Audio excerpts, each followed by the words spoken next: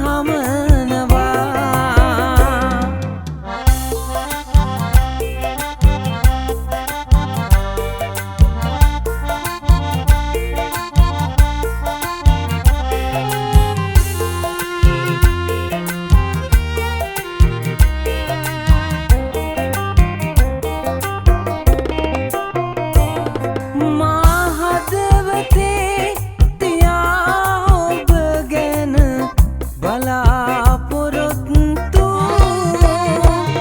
ob gamen